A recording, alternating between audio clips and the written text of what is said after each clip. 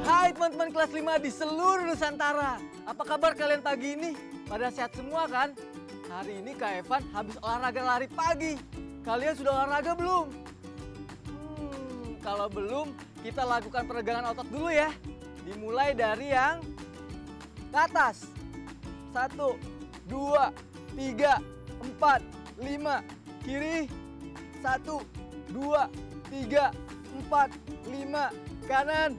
1, 2, 3, 4, 5. Sudah lebih segar kan? Siap untuk belajar? Hari ini kita akan belajar tentang Indonesia yang kaya akan keanekaragaman suku dan budaya. Oh ya, kalian jangan lupa siapkan buku dan alat tulisnya ya. Sebelum itu, juga kita harus berdoa terlebih dahulu. Berdoa, dimulai. Berdoa selesai. Teman-teman, semangat belajar di rumah ya. Oh ya, satu lagi. Kalian jangan lupa pakai masker, rajin cuci tangan, dan jaga jarak untuk mencegah penyebaran COVID-19. Oke teman-teman, saatnya belajar. Ayo, ayo, ayo. Ayo menyimak. Kita akan mulai pembelajaran hari ini dengan kisah Cinggar dan Fang. Dua orang sahabat yang tinggal di Pangkal Pinang. Tapi sebelum itu, kita lihat gambar berikut ini ya. Ada sayuran, ada mie, ada baskom.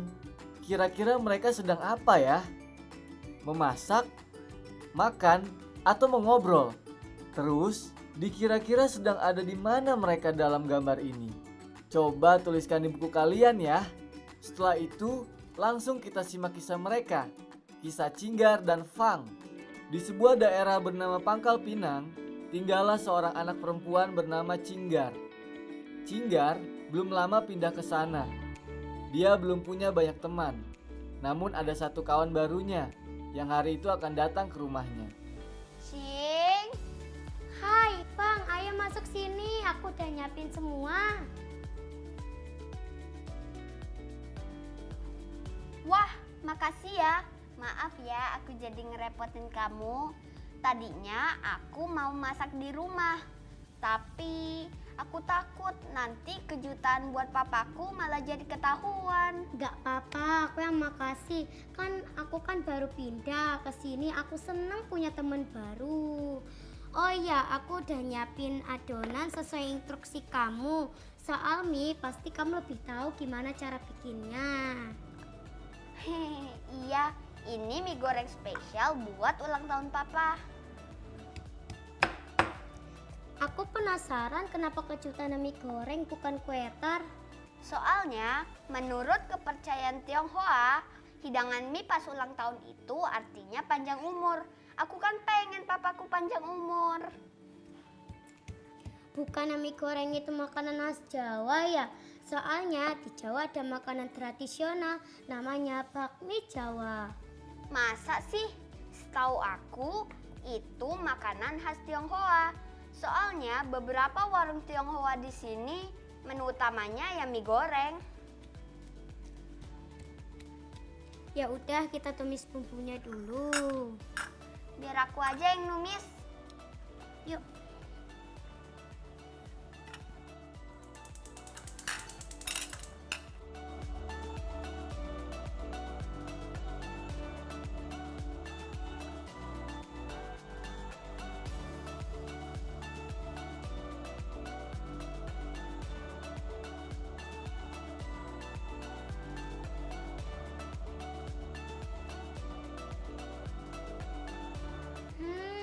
baunya harum, tinggal tambahin garam ya.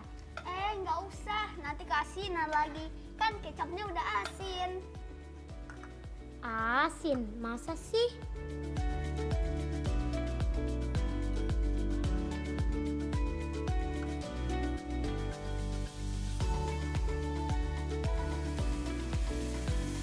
Iya bener asin. Aku baru tahu ada kecap rasanya asin. Setahu aku semua kecap kental dan rasanya manis. Tapi kalau kecap asin lebih encer kayak minyak goreng. Iya, ini memang kecap spesial di kota Pangkal Pinang. Ini adalah usaha turun-temurun keluarga papaku. Katanya ratusan tahun yang lalu, nenek moyangku pindah ke Pangkal Pinang dan buka usaha kecap. Memangnya nenek moyang kamu dari mana? Dari Tiongkok. Berarti kamu dari suku Tiongkok, bukan asli Pangkal Pinang. Kalau dilihat dari mataku yang sipit, kulit aku yang putih, sama rambut aku yang lurus sih. Ciri-ciriku ya mirip kayak suku Tionghoa. Papaku juga kayak gitu. Tapi mamaku orang Melayu, lahir di Pangkal Pinang. Aku juga lahir di sini kayak mama. Mama rambutnya ikal dan kulitnya coklat kayak kamu. Kalau ibuku orang Jawa, semua keluargaku tinggal dan besar di Ambarawa. Tapi ayahku orang Sunda dan dulunya tinggal di Bogor. Oh, jadi kamu lahir di Ambarawa ya? Bukan, aku lahir waktu ibuku ikut ayah dinas di Buton. Jadi kita termasuk ras dan suku apa dong kalau gitu? Kita anak Indonesia dong. Yuk kita ngaca. Buat apa? Kita lihat dan bandingkan. Apa perbedaan dan persamaan fisik kita? Ada yang mirip nggak? Hehe, ayo boleh. Kalau teman-teman berasal dari suku dan ras mana? Untuk mengetahuinya, kita coba buat pohon keluarga yuk. Contohnya seperti ini nih. Kalian bisa salin tabel ini dan tuliskan identitas keluarga kalian hingga 3 generasi ke atas.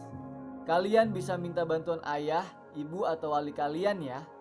Nah, setelah itu coba simpulkan kalian berasal dari suku atau ras mana. Kalau sudah, jangan lupa ceritakan hasil kerja kalian ke keluarga kalian ya. Sekarang saatnya kita bertemu Profesor Kata. Kata baruku. Halo adik-adik, bertemu lagi dengan Profesor Kata. Kata baru apa yang akan kita pelajari hari ini? Siapkan buku catatan kalian ya. Ras. Ras adalah pengelompokan manusia berdasarkan ciri-ciri fisik yang diwariskan secara turun-temurun. Suku adalah pengelompokan manusia berdasarkan bahasa dan budayanya. Tionghoa adalah istilah untuk orang atau bangsa yang berasal dari Tiongkok atau Cina. Tiongkok adalah sebuah negara di Asia Timur. Ibu kotanya Beijing, Cina. Nenek moyang artinya leluhur atau orang yang dulu menurunkan kita. Itu tadi semua kosakata baru kita hari ini. Sampai jumpa lagi. Ayo berlatih. Titik-titik adalah pengelompokan manusia yang berdasarkan ciri-ciri fisik yang diwariskan secara turun-temurun. A. Ras. B. Suku. C. Bangsa. Ayah tinggal termasuk titik-titik Sunda karena tinggal di Bogor, berbahasa dan melakukan adat istiadat Sunda. Pilihan jawabannya adalah A. Ras, B. Suku, C. Bangsa. Orang-orang Tionghoa percaya bahwa memakan mie saat titik-titik dipercaya akan memanjangkan umur. Pilihannya A. Berpergian, B. Ulang tahun, C. Sakit. Kecap buatan keluarga Fang berlogo titik-titik dan bercita rasa asin. Pilihannya Tiongkok, Pagoda, Mongoloid. Kalian udah coba jawab juga nggak tadi? Udah, Kak. Oke, kita cek bareng-bareng yuk. Kalimat pertama, jawabannya adalah ras.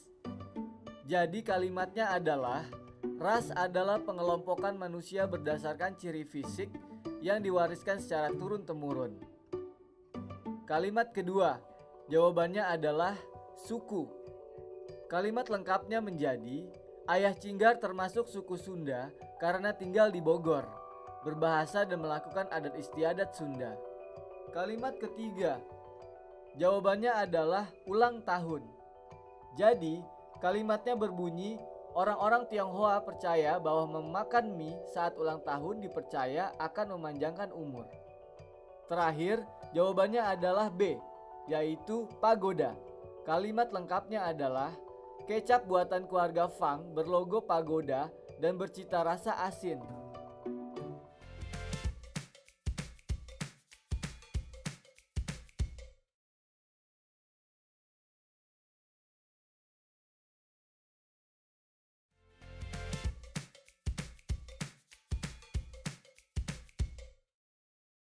Ayo berhitung. Penduduk Kampung Maju Jaya terdiri dari 500 orang. Penduduk kampung tersebut berasal dari beberapa suku dengan persentase sebagai berikut. 50% berasal dari suku Jawa, 30% dari suku Sunda, 20% berasal dari suku Betawi. Coba hitung berapa banyak penduduk yang berasal dari suku Jawa, Sunda, dan Betawi tersebut. Caranya mudah. Kalian bisa menggunakan garis bilangan ini untuk membantu menjawab. Berikut contohnya. Pertama-tama, kita coba buat terlebih dahulu garis bilangan seperti berikut. Kita buat 2 garis bilangan yang menunjukkan banyaknya suku di bagian atas dan persentase banyaknya suku di bagian bawah. Setelah itu, kita coba hitung yang suku Jawa ya. Suku Jawa ada 50%. Nah, karena kita tahu bahwa 50% dari suku Jawa adalah 250, berarti kita bisa membuat datanya di tengah 2 garis bilangan tersebut sebagai berikut. Kita tarik garis lurus dari titik garis bilangan bawah yang menunjukkan angka 50% ke titik garis bilangan yang sejajar di atasnya. Nah, angkanya menunjukkan 250. Jadi, penduduk yang berasal dari Jawa sebanyak 250 orang. Sekarang, coba hitung jumlah suku yang lainnya ya, teman-teman. Kalian bisa menarik garis dari jumlah persentase dari tiap suku dengan jumlah penduduknya. Caranya seperti tadi.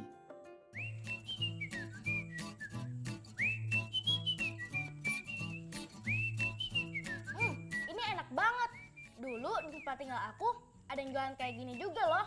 Tapi gak seenak ini. Iyalah, ini asli dari daerahnya. Iya, kamu udah ngerjain tugas belum? Ngumpulin data penduduk yang tinggal di sekitar rumah kita. Udah dong, kemarin aku ke rumah Pak RT. Terus hasilnya gimana? Lihat dong. Sebentar ya. Ini hasilnya.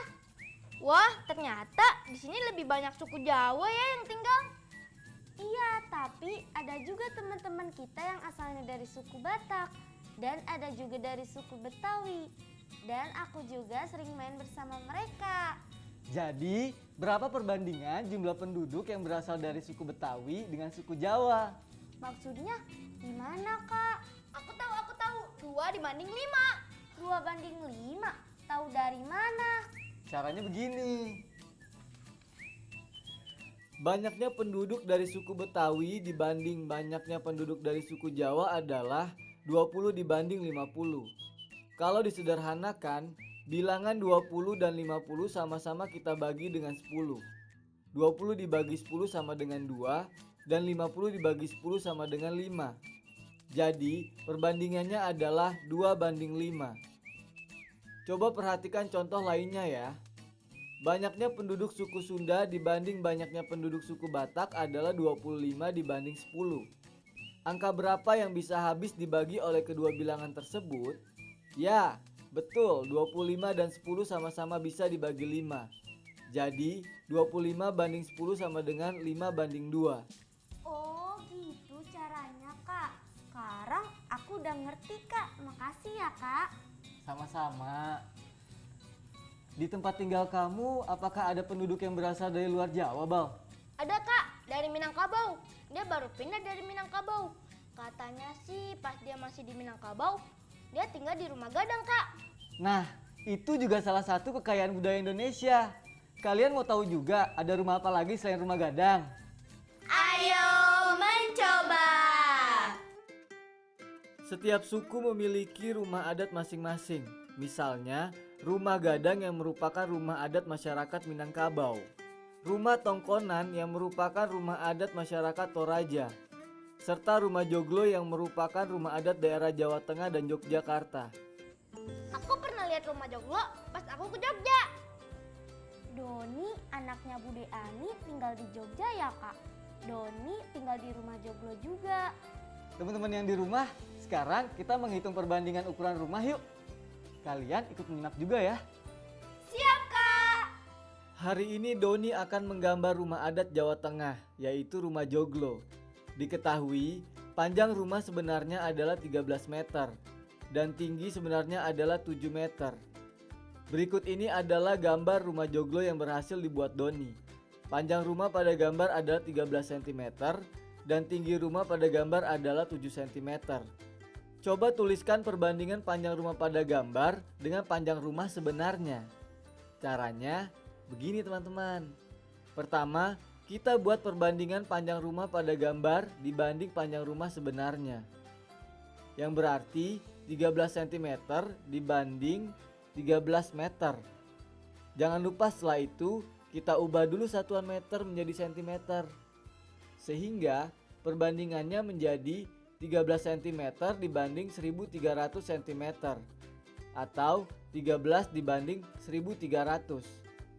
Lalu sederhanakan bilangan keduanya dengan dibagi 13. Jadi, perbandingan panjang rumah pada gambar dibanding panjang rumah sebenarnya sama dengan 1 dibanding 100.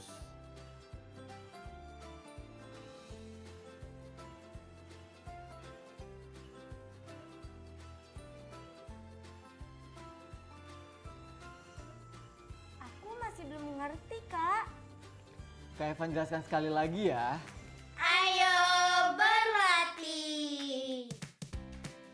Sebuah rumah gadang memiliki panjang sebenarnya 20 meter dan tinggi sebenarnya 10 meter.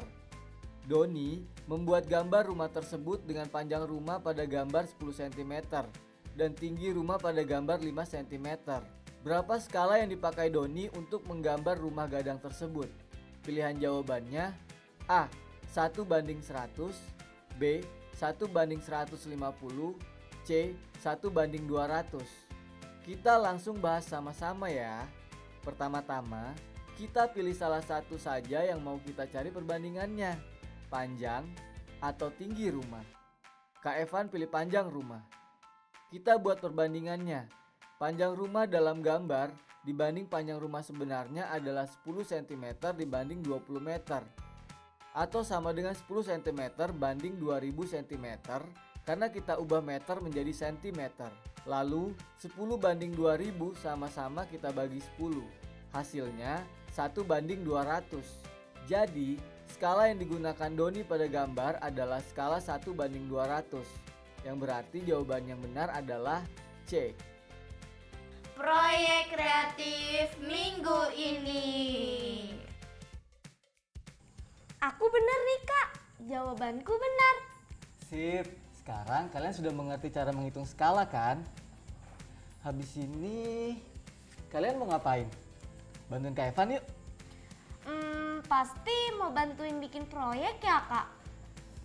Iya, mau kan? Mau-mau saja. Proyek minggu ini apa Kak? Hari ini kita akan membuat infografis profil budaya dari suku yang ada di Indonesia.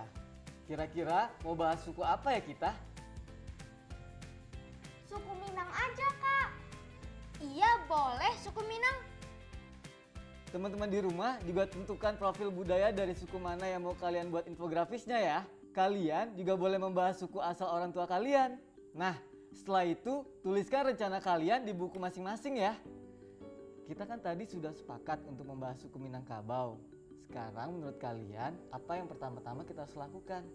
Pertama-tama kita tulis informasi apa yang kita mau buat pada infografisnya.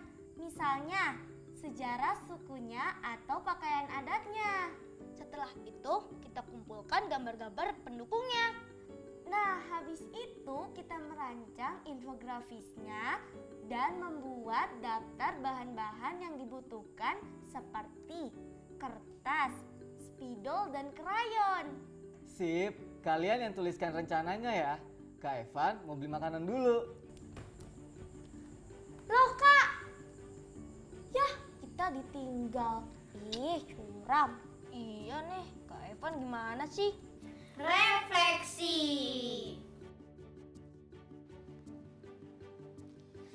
Teman-teman, hari ini kita sudah belajar tentang perbedaan suku dan ras dari kisah Ching dan Fang. Kita juga belajar membuat pohon keluarga. Lalu kita juga belajar melengkapi kalimat rumpang dengan kosakata baru yang didapat dari kisah Ching dan Fang. Terakhir, kita juga memahami skala dengan menggambar rumah adat. Nah, teman-teman, gimana perasaannya hari ini belajar sama Kak Evan? Senang? Bingung? Atau sedih? Jangan bingung atau sedih ya. Kalau teman-teman sedih dan bingung, gak apa-apa kok. Besok kita belajar lagi ya. Kok Kak Evan ditarik? Pokoknya nggak boleh kemana-mana sebelum rencana proyeknya Kak Evan yang tulis. Teman-teman, tetap semangat belajarnya ya. Dadah. Iya, yuk.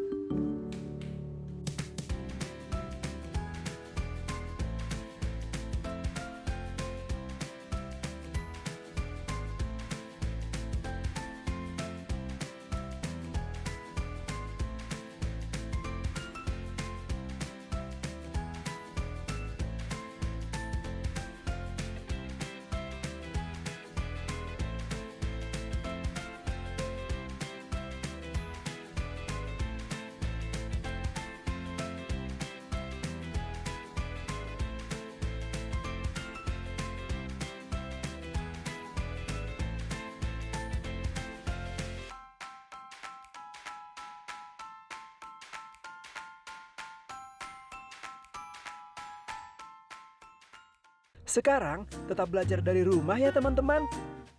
Jaga jarak, rajin cuci tangan, dan pakai masker agar kita mencegah penyebaran COVID-19. Sampai jumpa.